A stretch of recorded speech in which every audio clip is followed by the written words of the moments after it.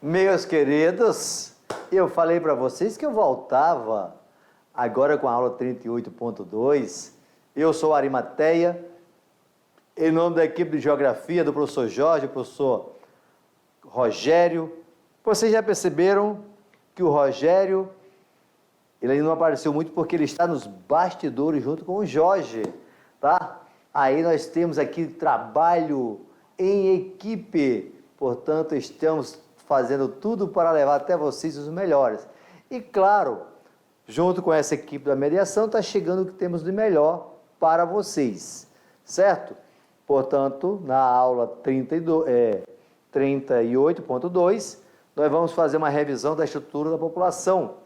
Nessa estrutura, eu posso analisar se tem muitos jovens, se tem muito jovem é um país pobre, se tem muito adultos ou se tem muito idosos. Se tem muito idosos, são os países, maior parte da Europa, Japão, onde tem uma expectativa de vida muito grande. Eu posso analisar a questão do sexo, de a mulher estar entrando no mercado de trabalho, se ganha igual ao homem ou não. Eu posso observar que dentro desse mercado de trabalho tem aqueles que trabalham de forma, de acordo com as leis trabalhistas no Brasil, mas tem aqueles que trabalham sem as leis trabalhistas. Ele está errado? Não. E tem mais um detalhe, viu?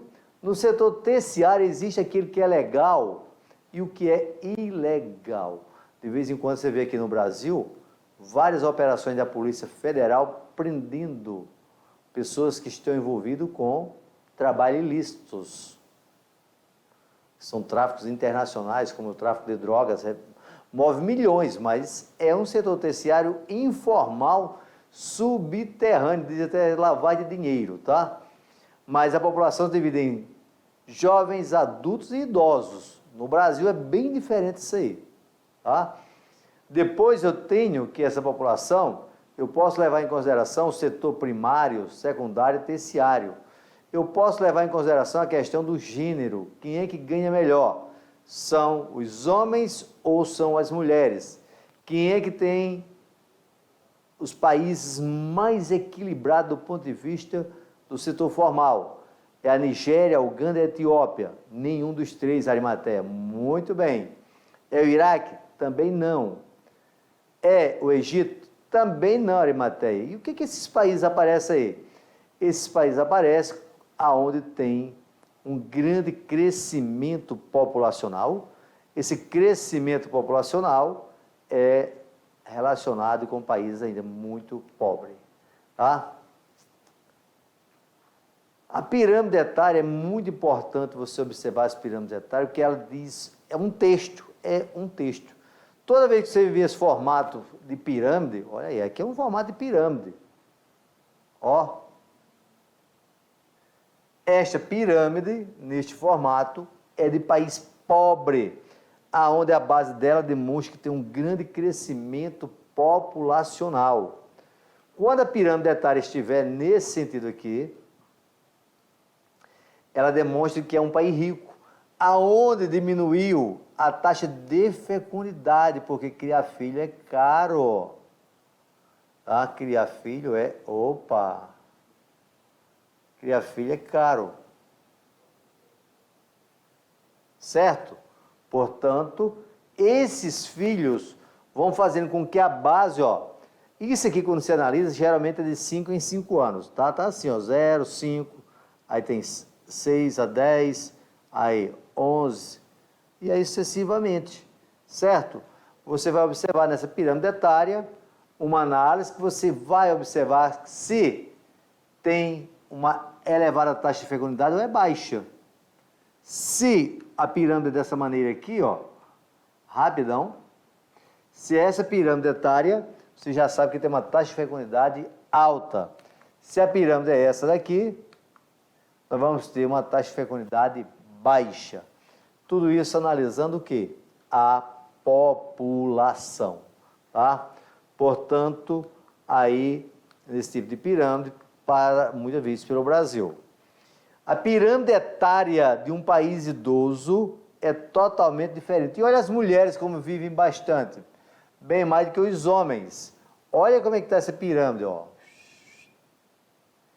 Isso não tem nada a ver com uma pirâmide, tá? Tem de tudo, menos pirâmide. Mas, porque envolve os países desenvolvidos, aí nós temos uma excelente perspectiva econômica, uma excelente previdência, tá? E você não pode esquecer que quando nós falamos de previdência, nós precisamos da população economicamente ativa, trabalhando, pagando impostos, porque o governo precisa de arrecadação para pagar despesas. Beleza? Mas não é isso que está ocorrendo hoje no Brasil. O Brasil hoje tem muita informalidade. Eu vou me despedindo com vocês, até o nosso próximo encontro e olha já, um abraço, meus queridos, até o próximo.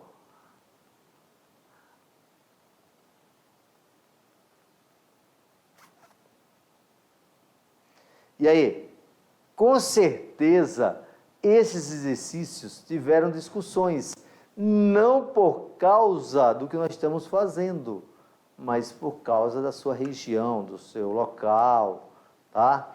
Porque é um tema que afeta com a nossa família. Quantos netos o meu avô teve ou tem? Quantos filhos ele foi pai? Quantos filhos teve a minha mãe? Quantos filhos teve minha avó? Minha bisavó? E eu como mulher? Opa, eu não sou mulher não, tá? Mas eu como mulher, quantos filhos eu vou ter? Isso é algo que você vai analisar também dentro dos exercícios. Observe essa primeira pirâmide, ó. É a de um país pobre, tá totalmente pobre. A outra tem um pouquinho mais de desenvolvimento, em 2000. Aí diz a primeira pirâmide populacional típica de um país em desenvolvimento. Pode ser. Maioria da população é jovem. Já a segunda aponta um país subdesenvolvido, onde as altas taxas de mortalidade infantil fazem com que a população mais jovem encolha. Opa! Não é encolher, é aumentar. B. As melhores condições de vida no campo geraram um aumento da expectativa de vida da população, mas não tiveram impacto sobre as taxas elevadas de natalidade. Está fora. Próximo. Leia aí, Antônio, aí, por favor. Essa letra C para mim. Por favor. As pirâmides mostram que o Brasil, ao longo dos 30 anos que se passaram, efetuou a chamada transição demográfica, apresentando um envelhecimento da população. Tudo correto aí. Devido ao elevado número de jovens do país, as alterações ocorridas na distribuição etária da população brasileira ao longo desses 30 anos não provocaram impacto, teve impacto. Não existem alterações substanciais na distribuição da população brasileira, existem. Portanto, a resposta é a letra C de casa. Questão número 2. Olha o tamanho desse texto, tá? Está aparecendo na prova do Enem, tá? Não é mais um texto, é um livro. Puxa, professor, por quê? Olha o que nós temos aí. A população mundial deve crescer em 2 bilhões de pessoas nos próximos 30 anos, passando dos atuais 7,7 bilhões de indivíduos para 9,7 bilhões em 2050, de acordo com o novo relatório das Nações Unidas lançado nesta segunda-feira. Segue o Perspectivas Mundiais da População 2019, destaque é publicado pela Divisão da População do Departamento da ONU de Assuntos Econômicos e Sociais, oferece um abrangente panorama global de padrões e perspectiva demográfica. O estudo concluiu que a população mundial poderia alcançar o seu pico por volta do final do atual século, chegando a quase 11 bilhões de pessoas em 2100. Continua o texto, tá? As novas projeções populacionais indicam que de agora até 2050, 9 países vão responder por mais da metade do crescimento estimado para a população global. Índia, Nigéria, tá? Olha os países, tá? Vou grifar para você ficar atento. Índia, Nigéria, Paquistão, República Democrática do Congo, Etiópia e Tanzânia. Ásia, e os outros são Ásia. Resumindo, ainda tem Egito é África, Estados Unidos, aqui, gente, Estados Unidos é por causa do fator migratório, que o crescimento dele é bem baixinho. Por volta de 2027, estima-se que a Índia vá superar a China como o país mais populoso do mundo. Até 2050, estima-se que a população da África subsaariana dobre. O que é a África subsaariana? Tudo está abaixo do Saara, região mais pobre do globo. Regiões que podem ter taxa menor de crescimento populacional entre 2019 e 2050 incluem a Oceania. Oceania é ilhas, tá? Grandes, as duas ilhas maiores são a Austrália e Nova Zelândia. O norte da África e o oeste da Ásia. A Austrália e Nova Zelândia, 28%, centro e sul da Ásia, 25%, a América Latina e Caribe, 18%, leste e sudeste da Ásia, 3%. Quando eu cheguei aqui no final da leitura, já não sei o que eu li no início, tá? Tão grande era o texto. Mas aí você vai melhorar agora, porque agora já vem aqui uma pergunta. Considerando o excepto acima, é correto dizer que a população chinesa não falou em nenhum momento em China, lá, portanto, eu já vou eliminar a letra A. A população da África subsaariana vem perdendo o contingente demográfico em função de migrações em massa, razão pela qual tende a diminuir. Não, é a região que mais cresce.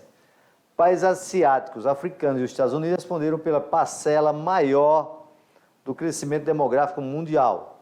Portanto, já apareceu aí como resposta, né? Ficou fácil, né? Que era essa a resposta mesmo. Os países europeus, em função da chegada massiva de imigrantes e refugiados, reverteram seus taxas de crescimento demográfico. E eles controlam, não deixa vir todo mundo. Todos os países desenvolvidos e os países em desenvolvimento terão o mesmo crescimento populacional. Está fora. Portanto, observe que aí nós ficamos com a letra C. Tudo bem? E o Enem? Agora o Enem vem mais fácil. Olha a pirâmide etária, essa questão do Enem, ó. Composição da população residente urbana e sexo, segundo os grupos de idade Brasil, 91-2010. Olha só, 91 é o preto escuro, olha onde estava, 2010 é esse aqui, ó. Tudo bem? A pergunta diz o seguinte, ó. Composição da população residente rural por sexo, segundo o grupo de idade Brasil 91-2010. Novamente, 91 era esse. População rural. Em 2010, essa aqui é urbana. Aí eles a interpretação e a correlação nas figuras sobre a dinâmica demográfica brasileira demonstra o menor proporção de fecundidade na área urbana. B. Menor proporção de homens na área rural. Essa daqui está totalmente errada. Na área rural tem mais homem. Aumento da proporção de fecundidade? Não, vem diminuindo. Queda da longevidade? Vem aumentando. Queda do número de idosos? Puxa, está errado. Portanto, tem que ser a letra A. Menor proporção de fecundidade na área urbana. E aí, claro, por que na área urbana? Porque na área urbana as mulheres têm mais acesso ao mercado de trabalho, aos métodos anticoncepcionais, preocupam mais em estudar. Portanto, vocês, mulheres, devem estudarem bastante, porque não deve ficar com a dependência de um homem. Portanto, esse é o diferencial. Aí a mulher vai estudando, ela quer casar mais tarde. Ela não está preocupada se ter filho agora. Tudo bem? Eu sempre aconselho as minhas queridas jovens alunas, as minhas filhas, que não precisa ter filho tão jovem, porque é muito importante você ter uma estabilidade, tá? Nós vimos dentro de teorias demográficas, tá ligado nas teorias demográficas? Vamos para o próximo. Dados do IBGE, dados do IBGE mostram que o crescimento verdadeiro da população está diminuindo em todas as regiões brasileiras, tanto nas zonas rurais como nas áreas urbanas. Apresento dois argumentos que justificam a afirmativa. Você tem vários, tá? Vários. Aí foi colocado 4 para vocês. Você coloca urbanização, explica o porquê. Você diz a mulher entrando no mercado de trabalho, explica o porquê. Você diz que hoje nós temos mais acesso a métodos anticonceptivos, vai falar o porquê. E você diz que a chegada da vacina em massa contribuiu para a melhor qualidade da população. Portanto, fique atento, meus queridos jovens, quando tiver a vacina para você para combater esse vírus, vai lá e toma. Eu já tomei 2 doses. Tomei todas as vacinas que tem direito. Vacina é feita para nós tomarmos. Vamos ter consciência. Você tomando a vacina, você está contribuindo para também uma saúde melhor. Além da sua, do seu amigo, da sua amiga. E isso começou quando? No momento que houve a evolução da medicina, principalmente após a Segunda Guerra Mundial. No caso do Brasil, isso fez com que a população brasileira aumentasse muito. Por exemplo, no 1970, o Brasil tinha 90 milhões de habitantes. Tá? E essas melhorias que vêm ocorrendo no social sempre contribuem para aumentar a expectativa de vida. Para você ter uma ideia, se você pegar o Brasil nos anos 50 do século XX, a expectativa do brasileiro era de 50 anos. Hoje, a expectativa de vida está na casa dos 76 anos. O que significa isso? Quando você nasce, você diz, opa, o fulano pode viver até 76. Sabemos que tem um momento que vai fechar, tudo bem? Mas estamos chegando mais ao final de uma aula muito importante sobre população. Eu acredito que vocês tenham entendido. Eu tenho recebido notícias excelentes de vocês através das professoras, dos professores, dizendo que vocês estão adorando as aulas.